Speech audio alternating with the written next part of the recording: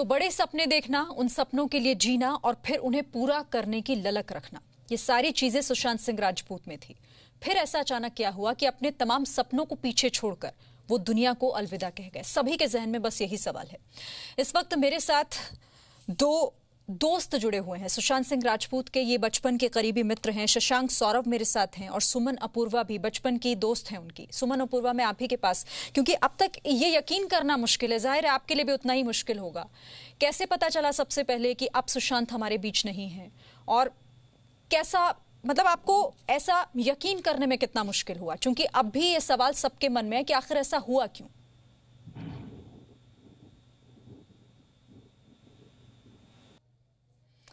चलिए हम सुमन अपूर्वा से फिर से जुड़ने की कोशिश करेंगे, हमारी आवाज शायद उन तक नहीं पहुंच पा रही। शशांक सौरभ, अगर आप मुझे सुन पा रहे हैं तो मैं आपसे भी यही समझना चाहूंगी कि जो सपनों के लिए जिया, जिसने बड़े सपने देखे और सपने जीने से लेकर उन्हें पूरा करने की ललक तक रखना, वो अचानक से ऐसे अलविदा कहकर दुनिया को चला गया, यकीन नहीं हो रहा। शशांक सौरभ,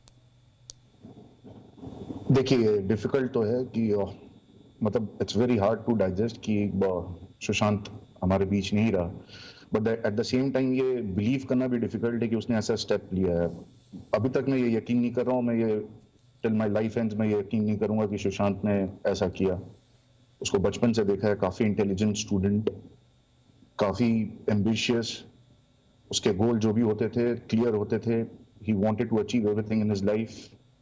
दो कुछ सालों से हम टच में नहीं थे अपने अपने पर्सनल कमिटमेंट्स के चक्कर में, but still it's hard to digest कि सुशांत हमारे बीच में नहीं है। और मैं ये कभी बिलीव नहीं करूंगा कि उसने ऐसा स्टेप लिया है, चाहे वो किसी तरह की भी रिपोर्ट्स हो, चाहे कुछ भी हो।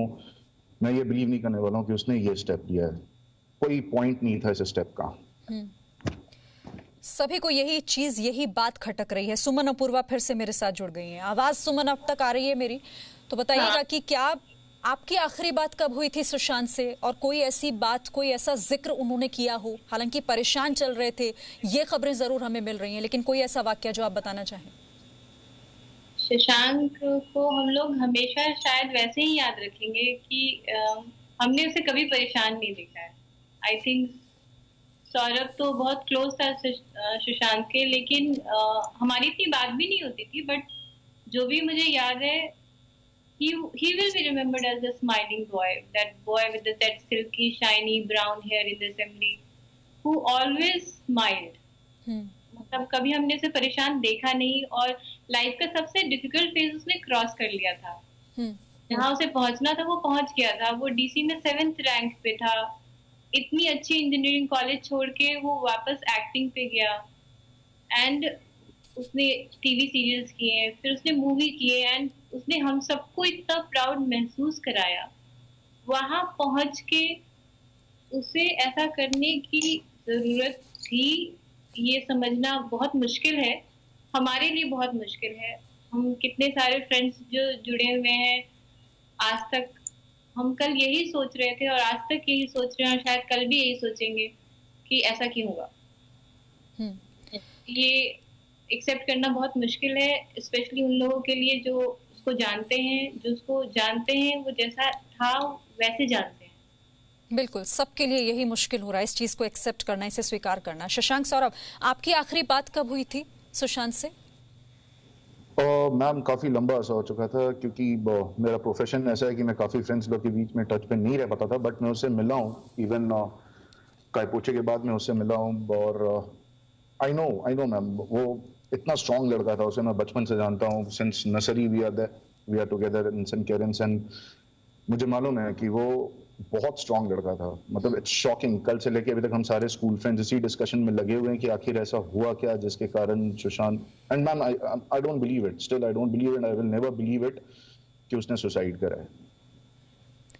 सुमन, चांद पर जाने की चाहत रखना और इसमें जमीन ले लेना, बॉलीवुड में हालांकि शाहरुख के पास तोहफे के तौर पर ये जमीन उनके पास पहले थी, लेकिन ये पहले ऐसे बने थे जिन्होंने खरीदी थी चांद पर जमीन, और अपने बहुत सारे सपनों का जिक्र वो हमेशा सोशल मीडिया के जरिए भी करते रहे। इंस्टाग्राम पर उन्होंने अपने 50 उनके कौन कौन से ख्वाब हैं जो पूरे करना चाहते हैं वो भी हमने देखे। ये सब ख्वाब देखने वाला, इन्हें जीने वाला शख्स अचानक से ऐसे चला गया। वाकई इसे स्वीकार करना भी मुश्किल है आज यहाँ बैठकर, और यहाँ हम इस पर बात कर रहे हैं आज। देखिए मतलब वो पूर्णिया गांव का था, अगर आप लोग को पता है, बहुत छोटी सी जगह है वो। और हम लोग बहुत छोटी सी जगह से बिलोंग करते हैं, सौरभ मैं सब पटना से बिलोंग करते हैं। और हमारे शहर में मतलब हम ये सोचते हैं कि कुछ बन जाएंगे, बट ये नहीं सोचते कि हम सुपरस्टार बन जाएंगे। मतलब हमारी परवरिश वैसी परवरिश जो होती है उस तरीके से होती है। उन सब के बीच में इतना बड़ा उसने सपना देखा और उस सपने को उसने सच किया, और वहां पहुंच के वो पीछे हट गया। ये समझना बहुत मुश्किल रहेगा सबके लिए, हम सबके लिए, स्पेशली उनके परिवार वालों के लिए। वो बहुत वेल टू डू फैमिली से है जहाँ तक हमें पता है। तो फाइनेंशियल प्रॉब्लम जो एक मुद्दा मीडिया पे मैं देख रही हूँ, एज अ सोसाइटी हमारी रिस्पॉन्सिबिलिटी है कि कोई अगर चला जाता है, चाहे वो इरफान खान चले गए, we should not dig up resources जो फुली रिलायबल भी नहीं है। मतलब आप कुछ भी अनुमान लगाने के लिए कुछ लिख रहे हैं, कुछ दिखा रहे हैं। सवाल यही सबसे बड़ा है सुमन, सबसे बड़ा सवाल यही है कि आप अपने सपनों को जी रहे थे, आपके पास वो तमाम चीजें थी जिनका जिक्र आपने हमेशा उन सपनों का जिक्र किया। आप बॉलीवुड में एक अलग मुकाम बनाने की दिशा में आगे बढ़ रहे थे, फिर ऐसा क्या हुआ कि अचानक इतना बड़ा फैसला लेना पड़ा? तो बॉलीवुड का एक उभरता सितारा, अपने सपने को जीने वाले सुशांत, अपने सारे सपने को ऐसे ही अधूरा छोड़कर एक नई जिंदगी में जा बसे हैं, दूसरी दुनिया में चले गए हैं, और अभी भी इसे यकीन कर पाना मुश्किल ही हो रहा है। मेरे साथ शशांक, सौरभ और सुमन अपूर्वा, आप दोनों ही मेरे साथ जुड़े, हमारे साथ ये बातचीत की। बहुत बहुत शुक्रिया आपका हमारे शो में शामिल होने के लिए। Presenting B News app available on Google Play and App Store. Download it now.